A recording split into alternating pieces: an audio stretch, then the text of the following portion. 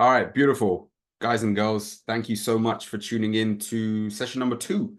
As I mentioned, these are what I like to call mind over markets. And in this session, we're going to be focusing on uncertainty.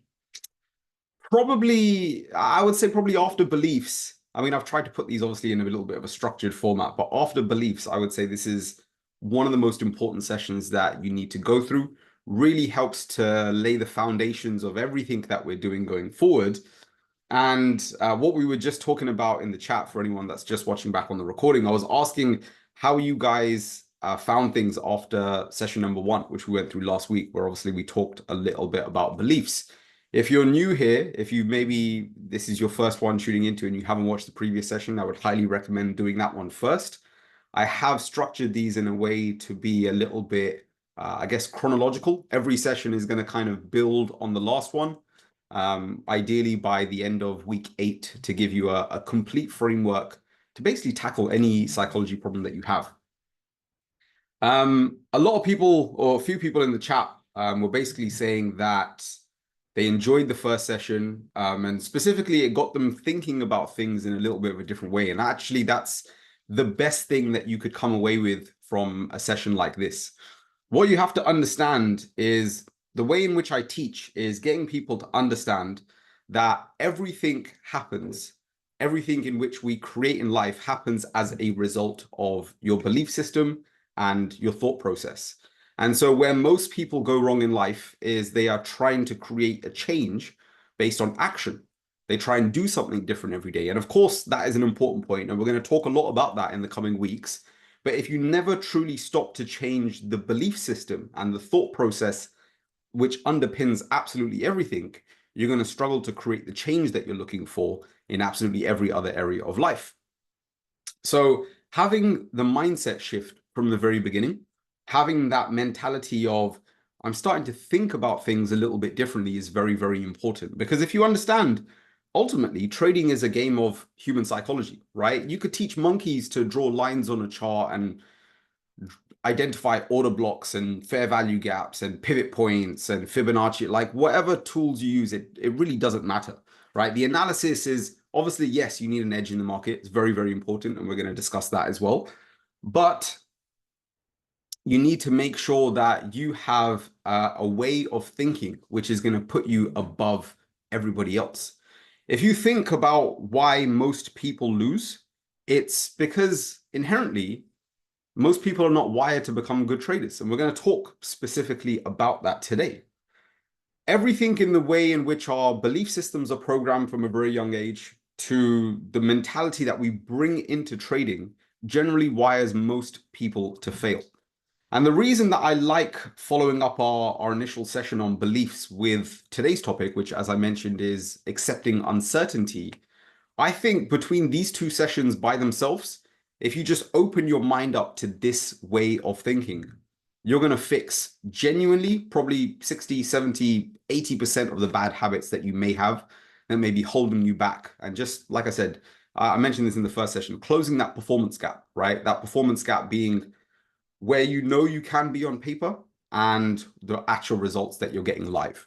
And that gap is usually, it's a psychological gap for the vast majority of people. Okay.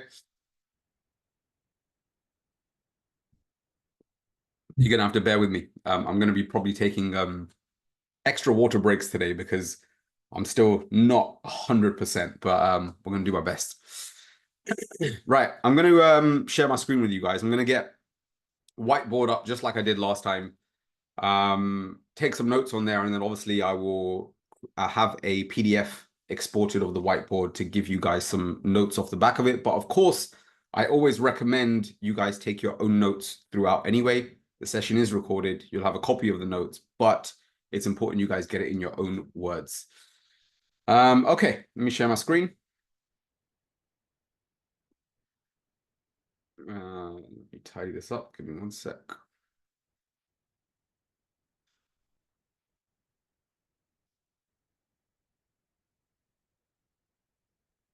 And disable. Okay, cool. So I'm hoping everyone can see the whiteboard all clearly. As I mentioned, This is week 2. We're going to be covering the importance of accepting uncertainty. So last week, we talked a lot about the impact of our belief system. We started to unpack some of the beliefs that we have and that we bring into the markets, and I guess kind of the effect that they have on us. We started to think about where our beliefs actually came from. We developed this understanding that actually we're all born neutral. None of us know anything about any area of the world when we come into this world. And therefore, if everyone agrees with that, then actually what you have to understand is everything in the way that we think, feel, and act on a day-to-day basis is a result of being learned from somewhere. We've either learned it from someone on social media, we've learned it from our own experiences, we've been taught it by someone. So if you have a bad habit, something that you're doing now, something that is holding you back, then you have to start understanding where that came from. Until you can start identifying that the belief system underpinning all of the thoughts, feelings, and actions is wrong entirely, you're always going to be stuck in this vicious cycle. And this is where most traders get trapped. Most traders fall into this paradigm of believing that if I just want it enough, if I have enough motivation, if I have enough self-control and willpower, I'll be able to break free of my bad habits. And there's some truth to that, but it's a very inefficient method. Most people, 80, 90% of people will end up going down the path of they'll do okay for a period of time. They'll be disciplined. They'll exit when they're supposed to. They won't be greedy. They won't act on FOMO, but it's a very short-term thing. And you hit a certain thing, something happens, and suddenly you default back to your original method, which is acting on FOMO, acting on all those emotions, until you can start challenging the belief system, which is basically the notch that we started to create last week, which is to get you to understand that the entire belief system is broken and to get you to start thinking about it in a different way. And I'm hoping, importantly, something that we identified towards the end is amplifying the pain around your belief system, right? One of the things that we talked heavily about last week is the idea that your mind is basically a tool for survival.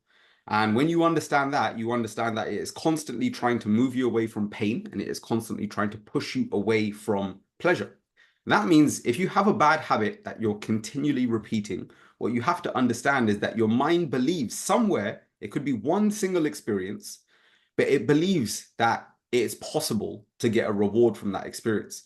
There are not many people in this day and age that are doing things repeatedly that they are not finding some kind of reward from. People will argue many different things about this, but essentially, you are always getting some kind of reward for the majority of the things that you repeat. And this is definitely true in elements of your trading. Now, I want to go through this in a very chronological way. So I want to start with, why is accepting uncertainty so important? Because I think it's important to start at the very beginning. I'm going to make this very, very clear by giving you some symptoms of, if I can fucking spell this morning, I want to give you some symptoms of what it looks like if you don't accept uncertainty, right? When you don't accept that the markets are uncertain, and what I mean by that, you believe the markets are predictable, or you believe you know what's going to happen next based on a certain number of factors. When you believe that to be the case, you're going to have a problem. And that problem can manifest or show itself in a variety of different ways.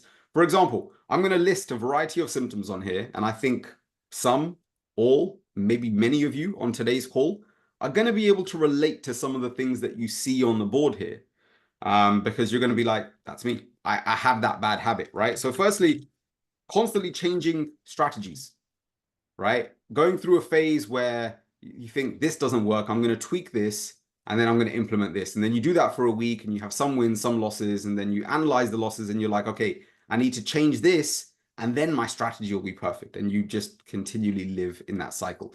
This was me. I did this for 6 years. It was shocking point of my the start of my trading journey. But yeah, constantly jumping from one strategy to another.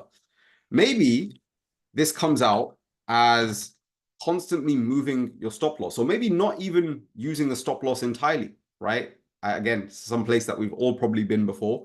But another very common sign that you haven't accepted the markets are uncertain, you constantly move your stop loss.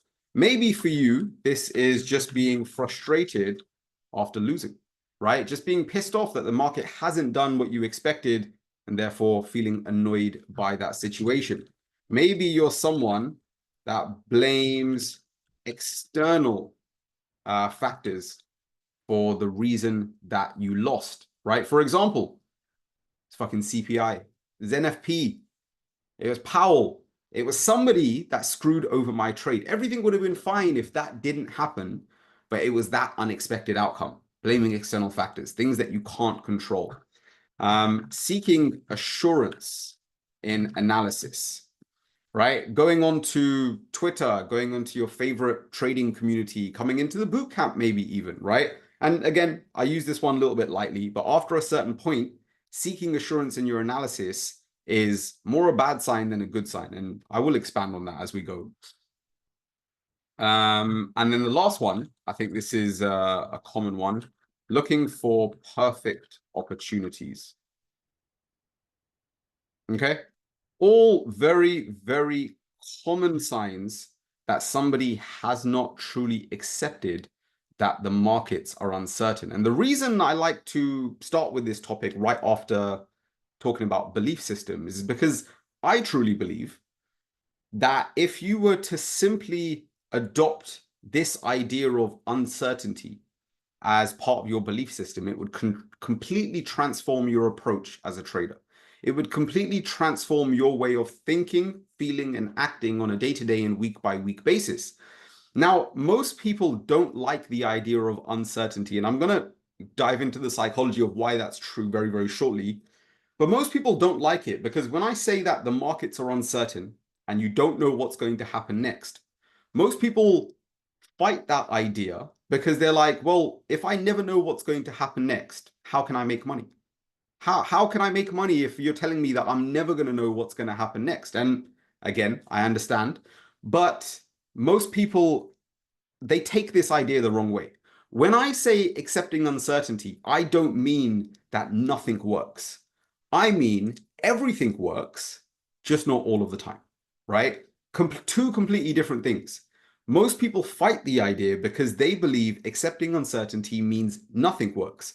I'm saying everything works, it just does not work all the time. And the moment you can truly accept that, you will start thinking in probabilities. You will start understanding that the outcome of the next trade does not define my performance in the long run. And so the simplest thing you can do is to open your mind a little bit, understand that, again, there is an edge in almost everything. The edge is not the same, right? Some strategies may give you a 50, 60, 70% win rate, maybe. Some strategies might only give you 5 or 10%, but everything works.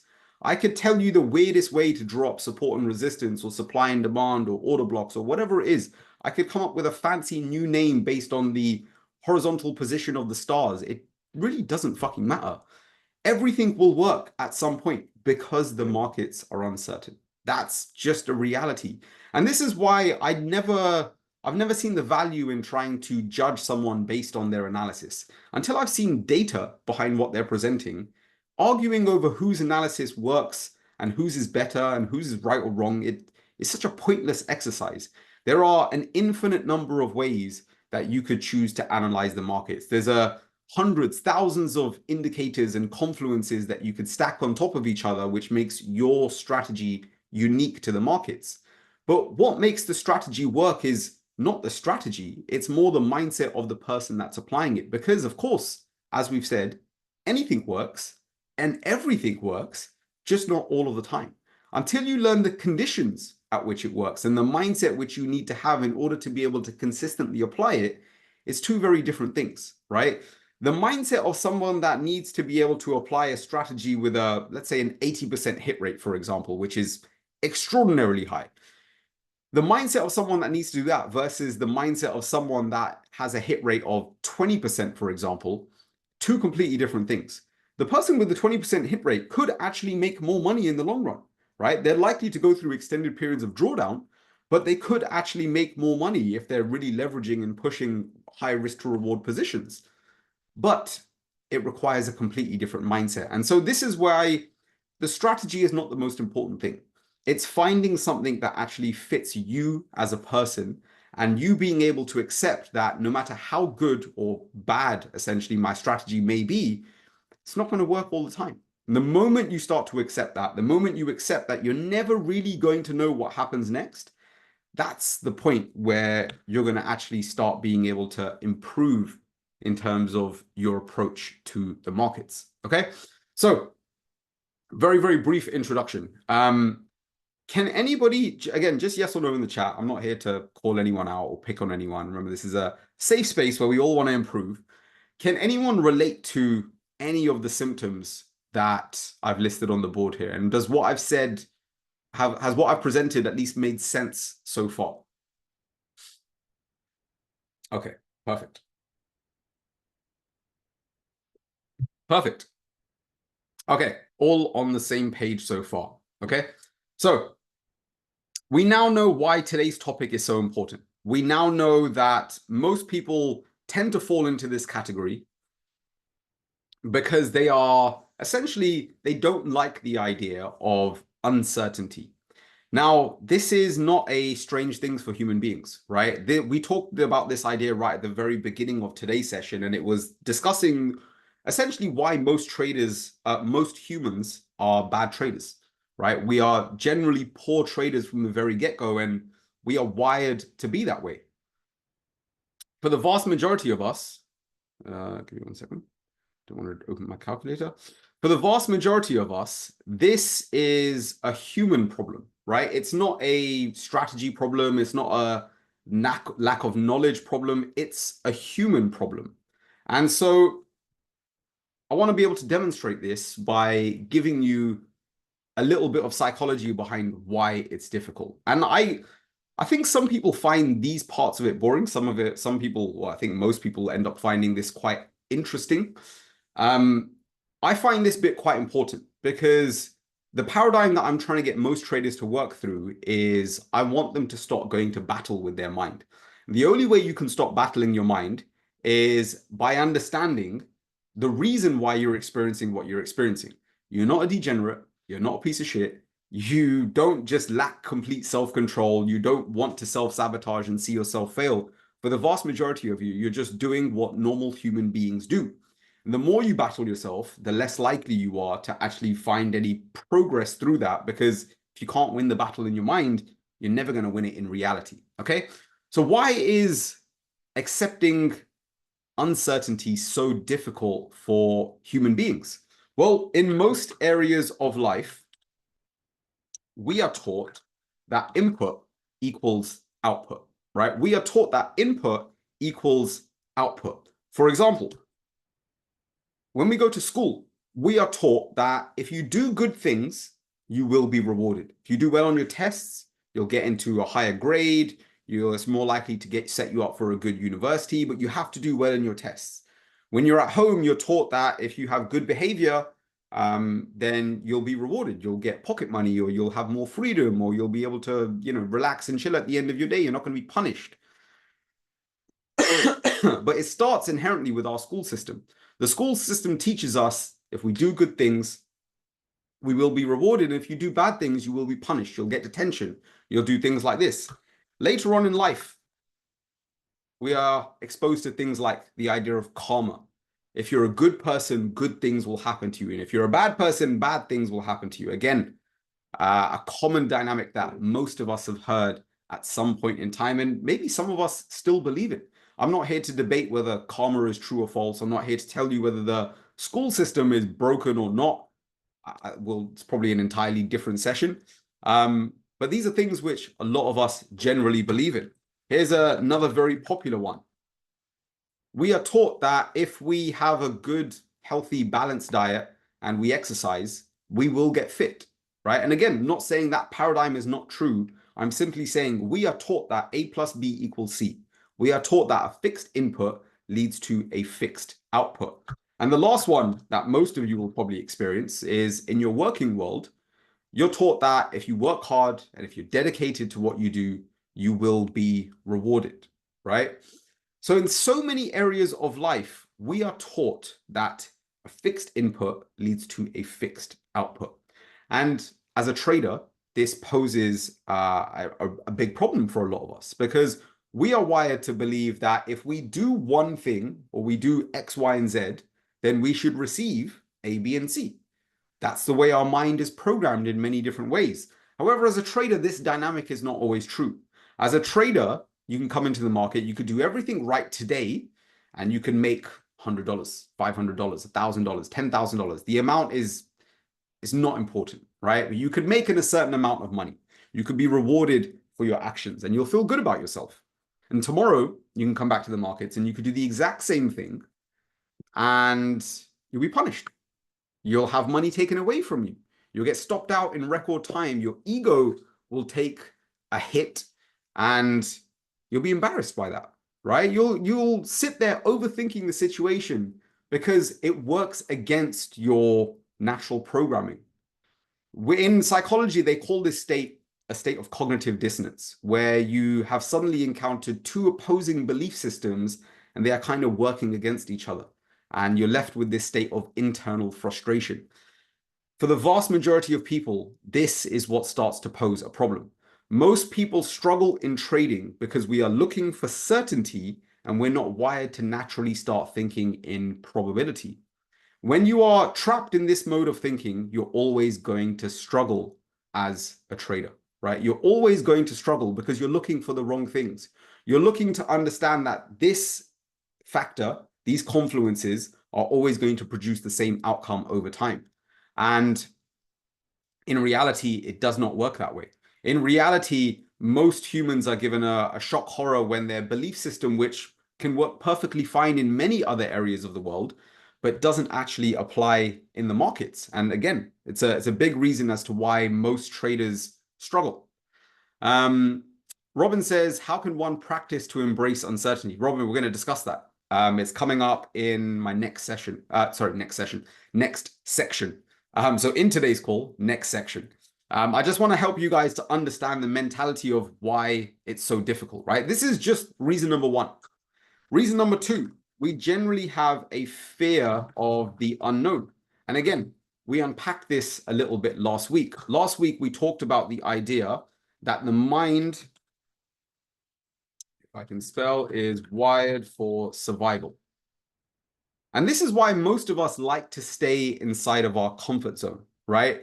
It's easier to be safe and things are predictable when things are familiar, right? This is why doing things outside of your comfort zone makes you feel so uneasy, because your mind understands you're now exposing yourself to a potential situation where there is potential threat, potential danger. You just don't really know what's around the corner.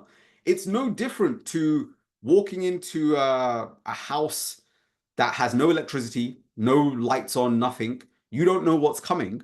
You're going to feel a certain level of anxiety. You're going to feel a certain level of stress. And when you don't know what's going to happen, you're likely to be controlled by emotions. That is your mind trying to keep you safe. It's trying to keep you in a state which helps you to react as quickly as possible to help keep you clear from pain, danger, threats, anything like that. And again, start to apply this thinking to trading, right? When I'm standing here telling you that you're never really going to understand what happens next, this inherently, psychologically for most people, puts you into a natural state of fight or flight, because our mind is always seeking assurance. Because when it has assurance in what happens next, then it's much easier to understand, okay, I'm going to be safe in this situation, and therefore I don't have to be emotional. If you always had to make decisions based on just logic, we would be very slow creatures, because the human mind is, as amazing as it is, it's very slow to process things sometimes. We're not going to be as effective as machines. We're not going to be as effective as calculators. And so working out our potential threats sometimes takes a little bit of time. It's easier to just react on impulsive emotions, and that's what helps to keep you safe. But again, we are not wired that way. We are wired for survival, and therefore emotional instincts take over. And this is why generally for the vast majority of people, we like to stay inside our comfort zone. And this is why in a lot of times and situations when it comes to trading, we get put in positions where we are faced with fear, and the only thing that we know how to do is default back to our immediate emotional response. Sometimes that emotional response might be the right thing. The majority of the time, it's probably not. The biggest issue is not actually the response itself, it's the inconsistency of the response, right? The inconsistency is what gives you a very skewed approach to the markets, and that's what really screws up your approach in the long run, because consistent profitability has to come from a consistent approach. And when I say consistent profitability, I'm not trying to give you the illusion of daily profits or weekly profits or even monthly profits. If you're coming into this industry trying to become a full-time or even a part-time trader, you have to understand you will go through periods of drawdown. That might be days, it might be weeks, it might be months. And that is the reality of trading. You never know when it's going to happen, but drawdown is a natural part of executing your edge. It's just the way it is. Some people will have smaller periods of drawdown. Some people will have larger periods of drawdown, right? I'm very real with my approach, and it's probably why I don't take off as quickly as other people on social media, because I like to try and give the reality of what trading is like. I am mostly a swing trader. I have a very slow approach to the market. I pretty much trade a daily chart, but that means I'm very slow to get feedback from the market. So when I'm right or wrong in an idea, it can sometimes take a week just to play out. That means when I go into drawdown, my drawdown periods are sometimes 1 to 3 months. And that's a terrible thing for someone that is relying only on the markets for their money. That means I either need a big, large amount of cash flow, which I don't feel like I have a substantial amount enough yet. And this is a lot of the reason why my coaching business ended up existing, right? A lot of people online will shy away from things like this. But again, I try and give people the reality. I actually think keeping a job or a side business or a hustle, something to make you money outside of trading, is a very, very, very, very beneficial thing, because it allows you to just remain process orientated. I found for me, regardless of how much money I made from trading, being able to have a consistent income every month makes me an infinitely better trader. And so I prefer to not be labeled as the full-time trader. I'll be a part-time trader happily, but I'm a much more successful part-time trader than I was full-time. That's just my natural personality. May not be the same way for you guys. Something to just keep in mind. Okay. Right, sorry, went off on a bit of a tangent there. We're gonna have many of these as the weeks go through. Last thing I want to say about this is your mind is wired to find patterns. Your mind is wired to find patterns. What I mean by that is your mind is essentially always trying to be the most efficient that it can. If I gave you guys a brand new pair of shoes and you had to tie your shoelace, you wouldn't try and figure out a new way to tie your laces up all over again. It wouldn't happen. If I threw you into a room and I told you to turn off the lights and there was a light switch right in front of you, you wouldn't try and come up with some fancy way to turn the light switch off. Your mind knows that there is an efficient way to do things, and there's no point trying to reinvent the wheel. If you had to brush your teeth, I'm hoping everyone is brushing their teeth morning and night. If you had to do this, you're not going to try and invent a new way to brush your teeth every single time you're going to do it. Your mind is a habit creating machine because it likes to be efficient in everything that you do. So this is something that you need to understand also about the markets, right? Your mind is wired to find patterns. And if you are someone that predominantly relies on technicals to find those patterns, you are more likely to get stuck in this spiral of, again, looking for certainty, because there is an infinite number of ways that you can analyze the markets. And again, I tell you this because I've been stuck in this position. I've been put in a position where I'm constantly overthinking every loss. Going back to what I mentioned at the very beginning, I was constantly changing my strategy. And because there is an infinite number of ways that you can analyze the markets, the grass always looks greener when you've just taken a loss in your strategy, right? When your strategy hasn't worked out and you see somebody else that was on the other side of your position, you're like, fuck, like, what did they know that I am missing? Clearly, I have a gap in my knowledge and I need to fill that. And so your mind is constantly trying to find the missing piece to the puzzle externally, when actually the piece that you need to accept is just accepting that the markets are never going to be perfect all the time. They're never going to work all the time. And so this is where I warn most people that technical analysis gives a false sense of reality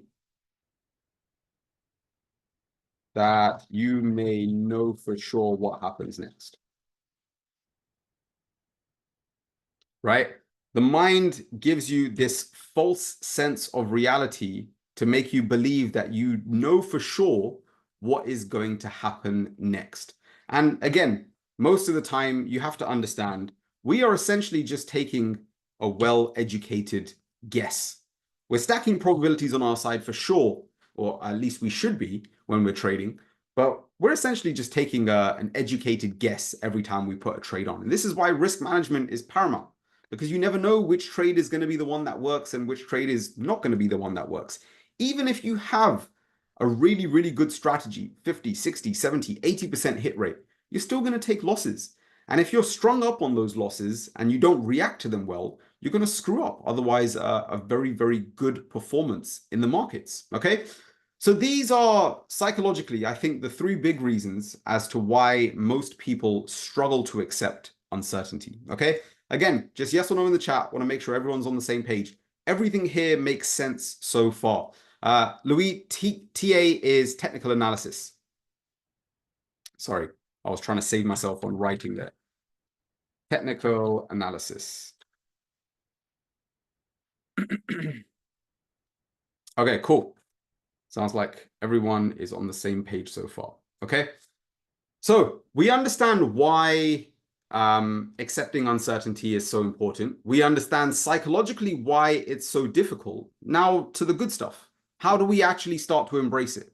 Right? I've spent the entire 40 minutes so far banging on about how important it is to start thinking in probabilities, but how do we actually start to do it? Okay, so first thing first, I've always liked this idea that NNM partner says, now I understand why my mind always thought that doing more trading courses will be better. 100%, 100%, right? We are wired to look for certainty. And it's so easy to believe that certainty is out there, especially when the markets have just told us it does not work at this point in time. And again, it takes you down that path of just becoming an inconsistent trader. Consistent approach is what will give you consistent profitability. So how do you start to embrace uncertainty? If there was one thing you could possibly do, it would be this. You can't be what you can't see. You can't be what you can't see. What I mean by that is you need exposure to your strategy. You need to understand and be able to analyze your edge. This means essentially you need to know your numbers. You need to know how your strategy works inside and out, and you need to see it play out over a large sample size of trades. Now, the best and most efficient way that you could do this is by doing a suitable amount of backtesting. Now, I say suitable, that amount is different for everyone, but there is an amount that I recommend for most people, and that is covering at least 12 months of price action and finding at least 100 examples of your strategy playing out. Now, for some of you, you may be able to find 100 examples inside of 12 months. For some of you, you may only be getting 2, 3, 4, maybe good opportunities every single month, which means that you're going to have to test for longer than 12 months. And I would encourage that. I would encourage that the larger the sample size you have, if you could test over years and find hundreds of examples of seeing your strategy play out, you're going to have a much better idea of how it performs over time. So, question from 11 says, but with backtesting, you don't have the same emotions when trading live. And you're 100% right. I'm glad we've had this comment today because it comes up at some point. Most boot camps, I think he means for know what works for you, right? At some point in time, everyone says the same thing. Backtesting does not test your emotions, and you are 100% right. What I tell most people is the purpose of backtesting is not to test your emotions. The purpose of back testing is to test your strategy actually works, right? When people say back testing is pointless because it doesn't test your emotions, it's like saying bicep curls are pointless because they don't give you abs. It's the wrong exercise for the wrong job. The purpose of back testing is not to test your emotions. It's to test that your strategy has an edge. It's to give you confidence and exposure to how your strategy plays out over time without the attachment of emotions. Because what most people end up doing is they try and test their strategy live without doing any back testing, without having any data on their strategy.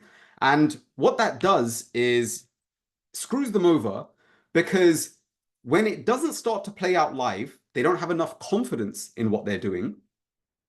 And secondly, they put themselves in a position where they don't really know if it's the strategy that doesn't work or if it's the emotions that they can't seem to control, which is what's keeping them from being profitable.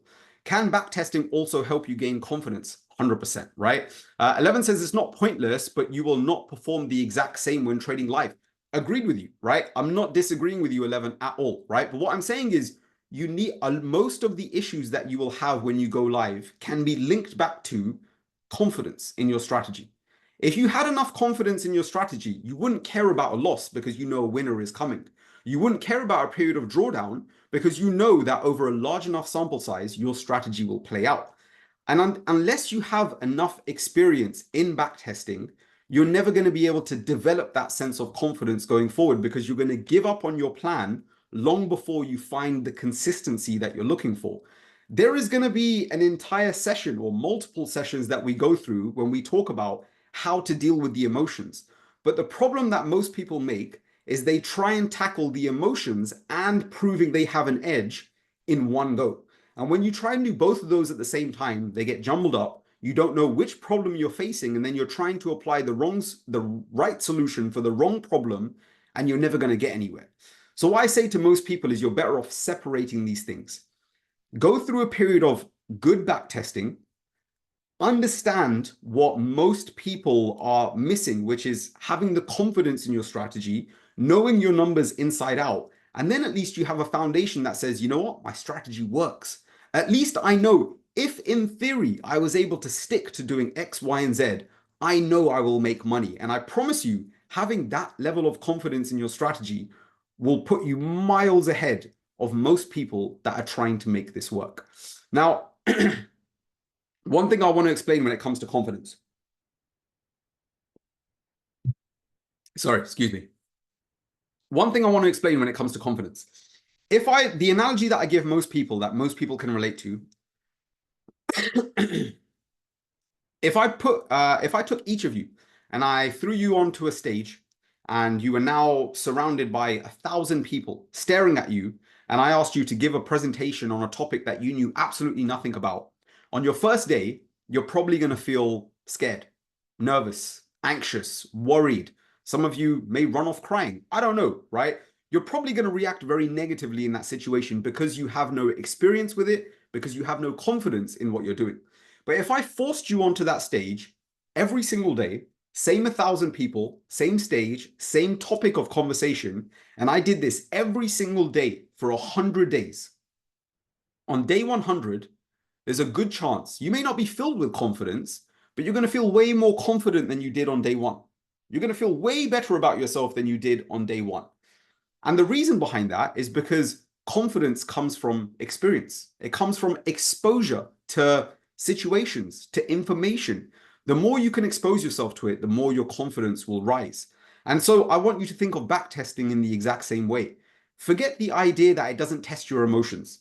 I completely agree with you, but it's not designed to. It's to test that your strategy works.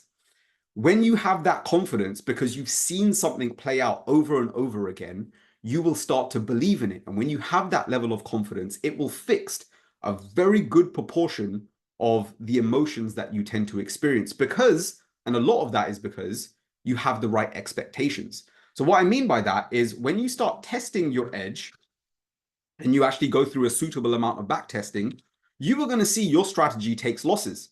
you are going to see that you go through periods of drawdown. You are going to see that there are times where you do everything right and it does not work, right? These are really, really important things to witness as part of your backtesting. You need to see losses. You need to see periods of drawdown. You need to see yourself align every single set of criteria and see it not work and continue to do the same thing over time. You're going to start to see over a large enough sample size what your average win rate is. And again, these are really, really important metrics to be able to keep in mind. Let me put this one over here. These are really, really important metrics to keep in mind because when you go live, this is what helps to create the right expectations. The problem is most traders go in, they have a strategy which they've taken from somebody else or they've learned somewhere and they've been told it's a fantastic strategy. This is what made me 100K last year and it's going to do the same thing for you. But you don't really know how many losses in a row you're likely to take over the next 100 trades. You don't really know how long you're going to spend in drawdown over the 12-month period. You don't really know what your expected win rate is over a period of time. And the moment something happens that you're not expecting, then you're going to fall into a period of fear. You're going to fall into a state of impulsive emotional reactions. And if you don't know how to deal with that situation, you are always going to struggle in the long run. So start with a state of backtesting because that exposure is going to give you the right expectations to help wire you the right way to understand how this is likely to work in the long run. NNM Partner says, I have experienced this with exhibitions at school. At the beginning, it was impossible, but the more I did it, the better I did them and the calmer I was. So backtesting should work the exact same way. Robin says, but backtesting is like holding a presentation without the audience. To a certain degree. Again, the audience that you're referring to in your analogy is the money, right? The thing is, what I'm trying to do here is help you guys to understand that there are two problems that you're going to experience. You're either not going to have enough confidence or know that your strategy has an edge over time, or you're not going to be able to cope with the emotions that come with executing your strategy over time. Again, I'm not dismissing what you're saying, Robin or 11. What I'm trying to say is we have to work on them separately. When you're trying to work on emotions, as well as proving your strategy works in one go, it becomes a lot to deal with psychologically, and it's difficult to determine where you're going wrong. What most people end up encountering is if you're in a position where you are making loads of issues when you're trading live, if you were to go back to demo, would you have the same problem, right? Would you still hesitate on a demo account as opposed to when you're trading it live? And for some people, you would, and for some people, you wouldn't. And again, this is where you start to connect the dots as to my issue is either money related or my issue is either confidence related. Very, very quick way to be able to tell. But again, it's an important piece to the puzzle. I'm not saying backtesting is everything. I'm not saying that if you backtest, you're going to fix 100% of your problems and you're going to become robotic traders to be able to do this from the very beginning. I'm not saying that at all. What I am saying is backtesting gives you a foundation to be able to do the right things going forward. And without that foundation, you are 100% going to struggle. Okay. Okay.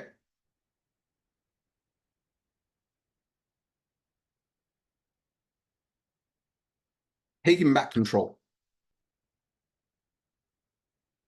Robin says that makes sense. What do you advise in regard to how to approach backtesting? So it really depends on you, right? There's one of the platforms that I'm a big fan of is FX Replay. I think it's a great tool. It collects a lot of the data and stats for you. It makes your backtesting very, very easy to do, and it's on a familiar platform as well. It's all primarily integrated and looks just like TradingView. A lot of people just use TradingView itself. They use the replay function in there and they go through. And again, that will depend on the data package you have, especially if you trade a lower time frame. It's entirely up to you. But I would say whatever method you choose, make sure you are keeping your data, a journal of your backtesting data alongside what you do. That is a prerequisite of doing this, because we're going to talk about this in session 7. We're going to talk about the importance of having that documented and collected data over time. Okay.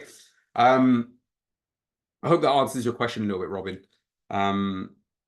Okay, cool. Taking back control. I want to throw out a question to everyone in the chat today.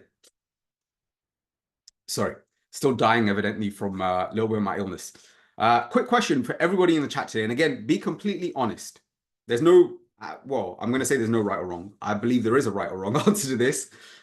Does anyone believe that there is a certain level of knowledge or analysis that you can acquire that will ever stop you from losing a trade? Just genuinely asking. Does anyone believe there is a certain level of analysis or knowledge that you can acquire that will prevent you from taking losses in the future?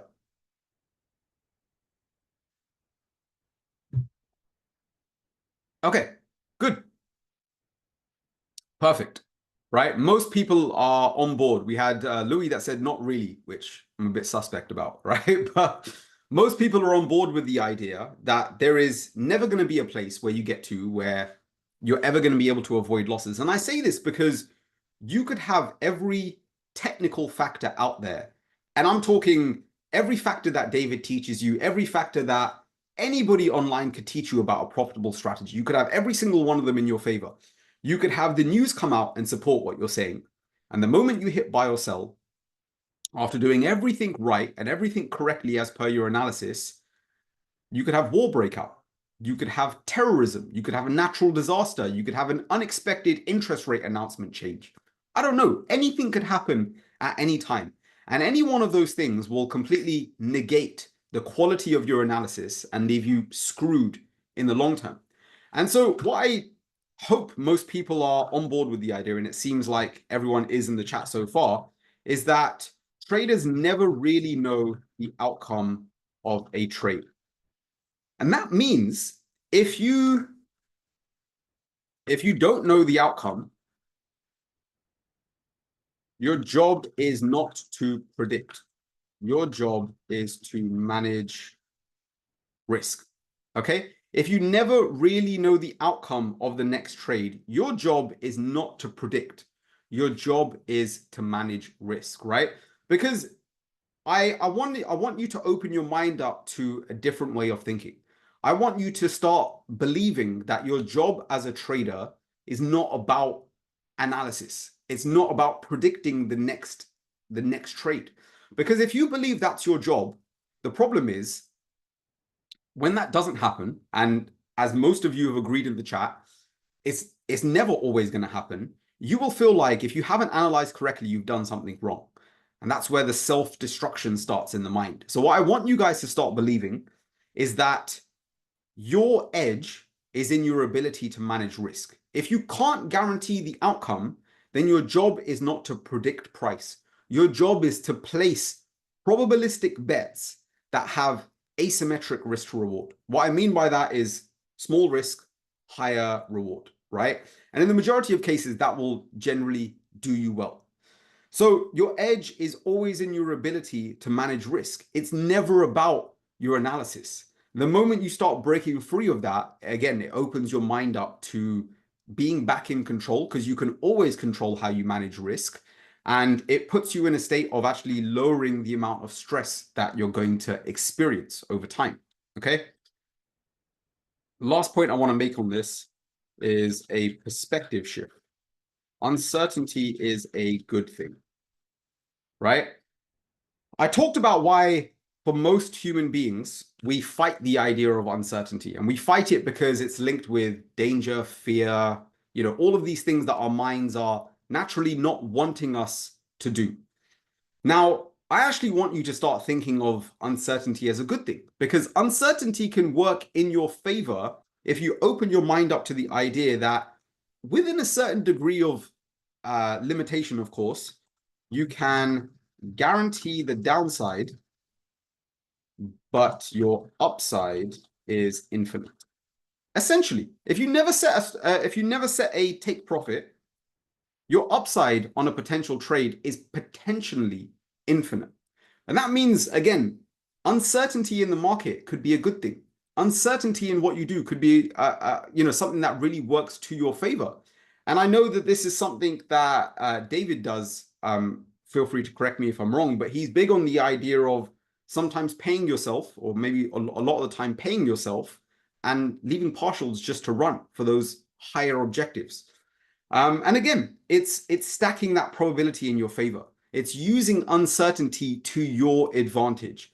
And this is where you can start to really allow uncertainty to work for you rather than against you. Okay. We throw these in green. Okay, cool. So a lot of debate on this one. At least from what we've covered so far, is this making sense to everyone? Everyone on board with this idea so far? Everyone understand the importance of why I'm stressing backtesting is an important part of your foundation?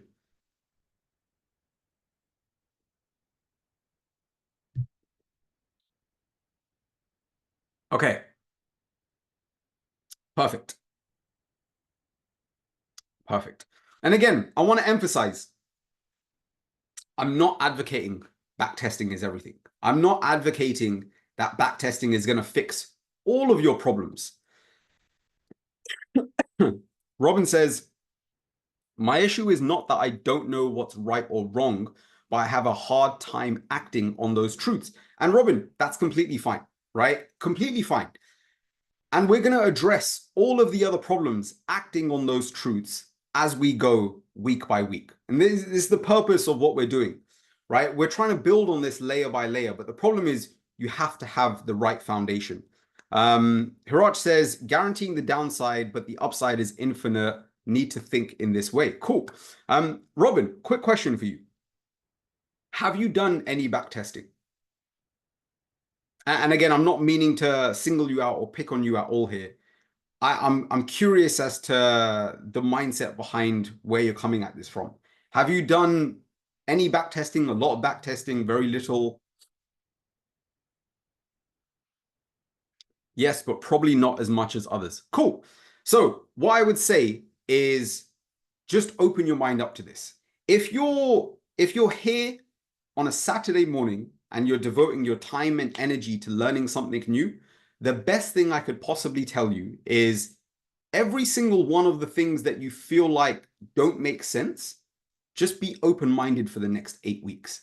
Because I promise you, your ability to break through some of the battles that you're experiencing right now come from trying things which feel abnormal. They feel like they don't make sense. They feel like you shouldn't be doing them, but they're not making sense, right? What I would say to you is that, and I go back to where I started at the very, very beginning, new outcomes always start with a new way of thinking. If you are not currently having the outcomes that you want in the markets, then I would say you need to change the way that you're thinking, feeling, and subsequently acting. And that's the only way new outcomes are going to start. So what I would say is start with the necessary amount of backtesting. Try the process out. The worst thing that is going to happen is absolutely nothing. You're going to feel like I wasted a week, 2 weeks, a month of my time, and I got no benefit from it. And I promise you, you're never going to feel like you got no benefit. You're going to get so many more benefits from backtesting than I think most people overlook. The level of confidence that it's going to give you, having the right expectations for what goes forward is a really, really important thing.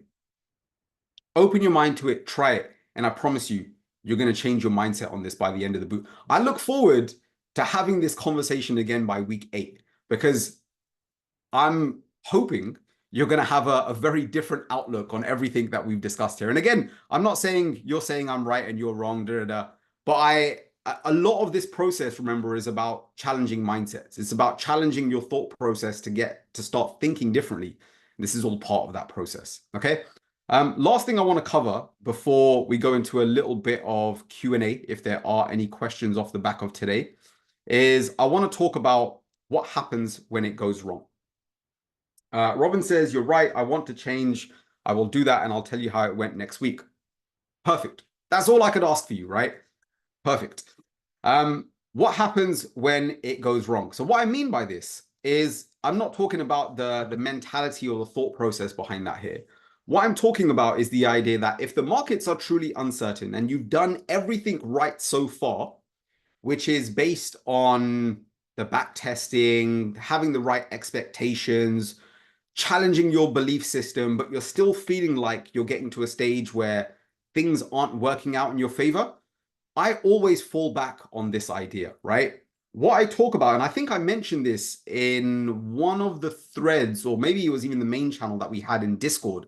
There was somebody in Discord that mentioned that they'd had a couple of sessions or a few sessions with one of the FTMO psychologists, and they didn't seem very impressed with their advice, which was basically just, I think it was like write down your plan and essentially follow your rules or something like this.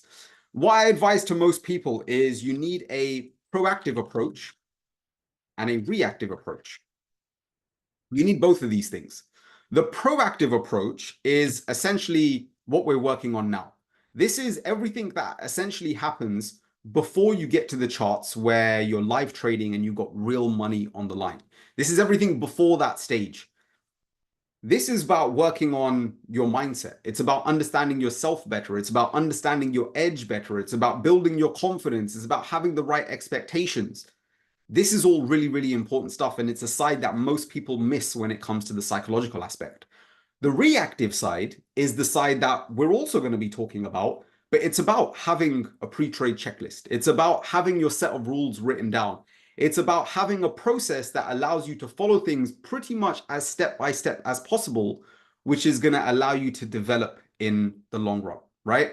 So both of these methods are important, but I always like to advocate that whilst we're doing a lot of work on the proactive side, the beneath the surface stuff, you still always want to have a reactive approach because we are human beings. We are imperfect creatures, and that means that we're never going to react perfectly all the time. And you need to have a plan of what is going to happen when shit just doesn't go as you expect. When the markets go haywire, when you get stopped out in record time, when you're having a bad day, you've just argued with your boss, your wife, your dog, your nephew, whatever. You bring all of these feelings into the market, and when the market doesn't agree with you, you feel pissed off. And what you do in that moment is very, very important. And again, it's things that we're going to be discussing again throughout the boot camp, but it's about managing your emotional responses. And you do that by having the right expectations, and you do that by managing your perception. So a couple of points I want to give you today. Again, we've got an entire session, week 6, that we're going to be talking about emotions entirely and how to deal, the best way to deal and regulate those emotions. I want to give you a couple of nuggets from today that you could take away and actually start using in your trading week by week, because I don't want this to just be theory over the next 8 weeks until you get to the very end and you can start to apply stuff. Every week, I want to give you something that you could take away that helps to make you a little bit better. So when it comes to perception, I want you to start, every time something happens in the market that doesn't really work out your way and you start to feel a little bit uneasy about it on the inside, I want you to ask yourself 2 questions, okay? Question number 1 is, how could this be worse for me? And question number 2 is, how could this be lucky for me?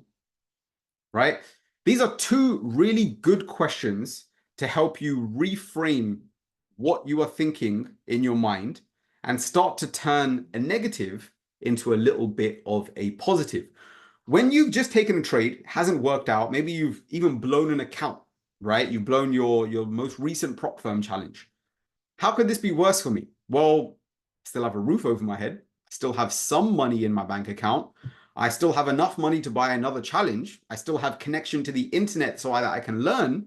I have, 100 other things going on for me, which if I didn't have, I would have been in a way worse position. There are some people that are spending their last pennies on a prop firm challenge, and maybe that's some of you guys in here. And I'm not even saying that's the end of the world. I wouldn't recommend it, but I wouldn't say that's the end of the world. But your situation can always be worse. When you can put yourself in a mindset of understanding that someone else has always got it worse than you, then it drops the victim mentality and it puts you back in that sort of growth mindset where you can actually start working on improving going forward. And that second side of things, how could this be lucky for me? is one that I like to use because it puts people in a state of mind where you start, I guess, future pacing, right? What I mean by that is some of the most difficult things that I've had to experience, whether it be through trading or getting my coaching business off the ground, they were difficult to experience at the time, but with the benefit of hindsight, I look back on that situation and I'm like, I'm so glad that situation happened. I'm so glad that sequence of events was as hard as it was because it taught me so much so that it helped me become who I am today. And you could take this thinking into your trading, right? If you've ended this week and you've blown a prop firm challenge, imagine thinking, I'm lucky that I blew this challenge, and this challenge was only for 6K or 50K or 100K or 200K worth of funding, because I'm better off blowing this amount now so that I can learn my lesson, so that when I get to 500K funded or a million funded or even 250K personal capital funded, I don't screw it up then. Imagine how harsh or how bitter the lesson is going to be if I had to learn it blowing that much capital rather than doing it on this much smaller amount. And I want you to start thinking about this area or this space of time as kind of just your testing grounds, right? This is your time to learn the things that you're supposed to wire your mindset in the way that you're supposed to, so that you can eventually succeed when you get to the levels that you are aspiring for, okay? NNM says, without mistakes, we could not move forward in life. 100% agreed, right? And I put this out here right from the very beginning, just because I think there are often times where you get people that join the boot camps that are naturally more pessimistic. They're always looking for the downside. They're always looking for reasons as to, this is why it didn't work. This is why I can't succeed. And I can honestly tell you, you will never succeed with that sort of a mindset, because you're going to miss out on all of the opportunities. You're going to miss out on all of the growth and the learning that those experiences are giving you.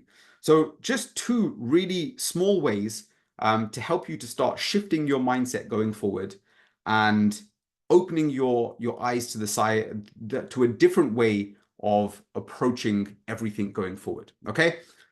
That kind of concludes everything that I wanted to cover today. As I mentioned, I'm happy to take a few questions if there are any. I will be creating a PDF out of this, and I will share this with you guys. The one thing I would like you to do, I'm hoping this was probably a little bit obvious after today, is I want you guys to start taking your back testing seriously. If you are in a position, or when you get to the position where you are starting to learn the crux of this strategy that David is teaching here, I want you to spend, once you're comfortable with it and you understand this is when I should be entering, this is how I should be managing, this is how I should be exiting, I want you to just start going heavy with your back testing. Get as much data and exposure as possible, because many of the questions that you have can be answered through your back testing. If you ask a question like, should I be doing this as opposed to this? Forget what I said, forget what David said even for a second. Your back testing will give you the answer. Because if you do the exact same thing 100 times over, you're going to see that either by doing the thing or not doing the thing is going to leave you more or less profitable. That's the answer you're looking for. This boot camp is not about becoming a clone of David or becoming a clone of me in terms of psychology. It is about finding the right thing for you. And the right thing for you is going to come as a result of knowing your edge, knowing your data, and actually seeing it play out for yourself. Because when you have data behind what you say, it makes anything that we say irrelevant, because you have something that now works for you. And that's what we want to breed here. We want to breed independent thinkers that are finding their edge for themselves, right? Hope that makes sense. Haraj says, when I was buying a 5K challenge, my approach was this, but when I passed and I got a refund, I instantly went for 50K and I hit the worst losing streak. Haraj, I'm gonna share something. I think I have this sort of lesson coming in 3, 4. It's in one of our week 4, right? A couple weeks from now. One of the things I talk about is actually detaching from money. I'll give you guys a bit of advice. one of the biggest mistakes that traders make when it comes to prop firm challenges is they pick the wrong account size. And I think, Harach, you're going to be able to resonate with this a lot. Maybe there are going to be others in the chat that can resonate with this idea as well. The best analogy and the way that I could explain this for you guys is if you went to the gym and your goal was to bench press 100 kg, and on day one, this is the first day you've ever been to the gym, you could bench press like 10. This is like your max that you could bench at the moment. Bench press 10 kg. You do this a couple of weeks later, maybe you could do 20. A couple of weeks after that, maybe you could do 30. A month after that, maybe you could do 40 and 50. When you get to 50, are you going to think, damn, like I've done really well. I'm just going to skip from 50 to 100. My form's great. I know what I'm doing. I've got enough experience. I'm just going to jump from 50 to 100. Doesn't happen, right? And if it does, you're going to get a pretty rude awakening because you're going to get crushed by the weight. And what most people don't or fail to understand is, well, what they understand in the gym is that your body's not ready. Your body hasn't yet adapted to be able to deal with that much weight, and you will crumble under the pressure. Now, your mind works the same way with money. Your mind has a kind of a comfort level with money, and what you have to do is increase your tolerance over time. So much like in the gym, when you're trying to go from 50 to 100 kilo bench, you go from 50 to 60, you go from 60 to 70, you give yourself some time, you allow your body to adjust to the heavier weight, and you increase over time, right? You have to do the same thing when it comes to money, right? You have to go from 5 to 10, 10 to 15, 15 to 20, 25 to 30. And I get not all prop firm challenges will allow you to go up in those increments, but you always can control your risk. So what I mean by that is risking 1% of 5K and risking 1% of 50K is two very different amounts monetarily. And so what I say is, even if you want to buy the 50K, maybe start with the 25, but if you wanted to buy the 50, risk an amount that you are actually comfortable with. If you're starting off by risking $50, go to risk $100, then risk 150, then risk 200. And what you're doing is making sure that your mind is psychologically comfortable with the numbers before jumping from point A to point B very, very quickly. This is why most lottery winners struggle with managing money, because they've never seen that much money before. They don't know what the fuck to do. They don't know how to act in that situation. When you are so outside of your depth in terms of your comfort level with money, you are always going to struggle to be process orientated in what you do. And prop firms, whilst they're a blessing for a lot of people in this industry, they are a hindrance for a lot of people because they give you the ability to scale up before you're ready. Nowadays, you could take a few $100s and you can get yourself funded or at least buy a challenge of an account with a few $100,000. And most people are not psychologically ready for that yet. And this is where prop firms will clean up. This is where they leverage the game of human psychology, and it screws a lot of people over. So I hope that makes sense. Again, we're going to talk more about that as we go through the coming weeks, but a little bit of advice for you. Before we wind down today, any questions? Any questions based on something that we've covered today? Was there anything that's unclear? Anything that, yeah, just anything that you guys want to fire my way, even if it's off topic with today, feel free to ask. Floor is yours.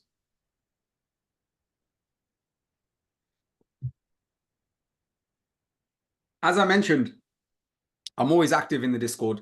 I try and keep on top of it most days. I was slack, I think, at the start of the week because I was stupid ill. But yeah, otherwise I'll be active in there every single day. So if you do have any questions, feel free to fire them in the Discord if you're shy or anything like that. Robin says, do you have any other practices beside backtesting that would improve trading psychology? 100%. And Robin, this is what we've got the remainder of the 6 weeks for, right? Remember, this is one very small element of the psychological practices. I'm not sure if Marlon's talking to me. Huh? Yeah, he's not talking to me. So Robin, yeah, for sure. We're going to be talking about having a good process-orientated approach. I'm going to be talking to you guys about the importance of journaling. I'm going to be talking to you guys about the importance of meditation. We've got a whirlwind of stuff to work through over the coming weeks. So backtesting is not the core crux of what I'm going to be teaching you. Louis says, all good, great content today. Thank you, man. Appreciate that. Haraj says, by the way, from a previous session that you gave the exercise, I did it. My bad habits are hesitation and fear of being wrong. I applied the concept you shared with us. If you act on the bad habit, you lose 25K, and it really helped. The fear of losing came from the losing streak that I shared with you now. 12 losers in a row. Executed 2 times this week and got 4R. That's awesome, man. Honestly, it's so good to hear. And you know, the crazy thing about that is we're 2 weeks into this boot camp, and one of the main things that you've applied in this situation is just amplifying the pain. Understanding that the mind is always moving you away from pain and constantly seeking pleasure. And by making your bad habits that little bit more painful, it's allowing you to already start to break free of some of the bad habits that you're experiencing. So I love that, Haraj. Well played. Well played. Robin says, all right, thank you, Sandra. Hope you get well soon. Thank you so much, man. Haraj says, I put a quote on my PC, pick your pain, fear of losing money or staying in the same place for the rest of your life. Perfect, man. I love that. NNM says, is it a good idea to buy an account to practice psychology, a small account just to practice? For sure. Like, I'm not against the idea of having a small live account at all. But what I say is you just need to make sure that you know your strategy works. Most traders, the problem is, here's how I put this into context. When I'm doing one-to-one coaching with a client, one of the first questions that I'm asking them, regardless of what psychology problem they have, is I want to know, do you have an edge? And I want to hear them answer yes or no. And if they're answering yes, the question that I'm asking them is, how do you know? If you have an edge, how do you know you have an edge? And what I want to hear in that situation is, I've got data. I've got hundreds of examples to show you that if I do X, Y, and Z, this is most likely going to happen. And that data is most efficiently done through backtesting. Because if you're only going to live test, you could spend the next 12 months testing live price action only to realize that either your strategy doesn't work or your lack of emotions, your lack of control around your emotions have screwed up your performance. But until you know which one is the problem, it's hard to say that your strategy actually has an edge in the long run. You could go through 3 months, 6 months worth of backtesting in the space of half an hour, and then you have all of this confidence behind you to know that at least over this time period, if I had done this, this, and this, it gives me an edge over time. So yes, for sure, buy a small account as long as it's money that you're happy and okay to lose. If it was going to go that way. But again, make sure that you've got that foundation. Know that you have an edge in the market. Haraj says, any exercise for this session? The exercise for today is primarily just back testing, right? Making sure that you're spending more time on this once you're getting your feels down for how to find your edge in the market. So just start testing things for yourself, because it's going to give you all of the answers that you're looking for. And again, I recommend for most people a minimum of 12 months and at least 100 examples of how your strategy plays out over time. Before we switch off, I want to show you visually on a chart what I mean by this. Give me 1 second. It's not often you're going to see me pulling up charts during sessions like this. Is my trading view even going to load? There we go. Okay, cool. Give me 1 sec. I actually think I've still got this up from the last time I did an example on this. Okay, I'm just going to share my screen real quick. Okay. What I've pulled up, I genuinely, I think this is up from a previous workshop that I was doing. What I've got up is I'm hoping everyone can see my screen. What I've got up is a daily chart of euro dollar. And in the previous example, on a previous workshop I was doing, I was talking to people about the importance of backtesting. This was the last time I pulled up this chart with FXCM. And the person was telling me that they've done, I think it was 6 months of backtesting, and that was it. Their entire strategy was based off of 6 months. Oh, was this the same? I can't remember if I had this conversation, if it was on this session or not. But we were talking about this idea that I think this was maybe it was in Discord that I did this. But I threw up this screenshot. Yeah, okay, this is sounding familiar now. So I threw up this screenshot to show the variety of different market conditions that you could experience over a 6-month window. And the idea is that if you've only tested 6 months, and this is a daily chart, look at the variety of different market conditions that you go through. If you don't expose your strategy to testing over what it's like during a variety of different market conditions, you are giving yourself a flawed expectation of how your strategy may perform in the long run. And so by testing over a variety of different conditions, you're going to understand that regardless of the market conditions, some markets I'm going to thrive in, some conditions I'm not going to do so well in. But again, gives you a little bit of context. I couldn't remember if that was this session or not, but yeah, sounds like it was. But again, I'm hoping that kind of gives you a visual representation of what that looks like. Each box that I've drawn up is roughly a 6-month window. And if you haven't done a large amount of back testing, this is generally why it screws you over. If all you've tested was this, imagine how your strategy performs in this, or this, or this, for example, right? So I'm hoping that gives a little bit of context. 11 says, I feel like buying a bigger account is better if you can afford it, of course, because if you buy a small account, you wouldn't care about this the account the same way if you lose the bigger account. How do you feel about that? So I don't necessarily disagree with you. I think it's about finding a balance.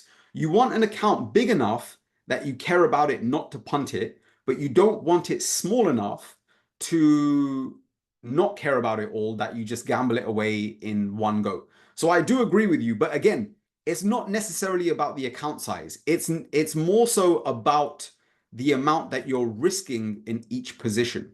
So you want to buy an account size where you can use a certain amount of risk that is comfortable with you. But if you're doing this in the prop firm space, obviously not violating the terms of the margin requirements or the position size limitations, whatever it may be.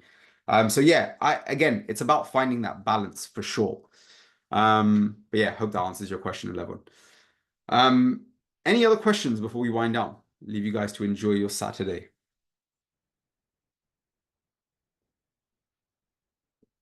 Okay, cool. If there is nothing else, I'll leave you guys to enjoy the rest of your weekend. I hope you found, again, that session valuable. Hope it's given you a new perspective. Again, I will start getting more active in the Discord from next week. Now that we've gone through a little bit of foundations over the first couple of weeks, I'm going to start giving you guys some weekly exercises inside Discord to just getting your minds to start thinking a little bit differently. Okay. Otherwise, enjoy the rest of your Saturday, and I look forward to catching you guys next week. Take care.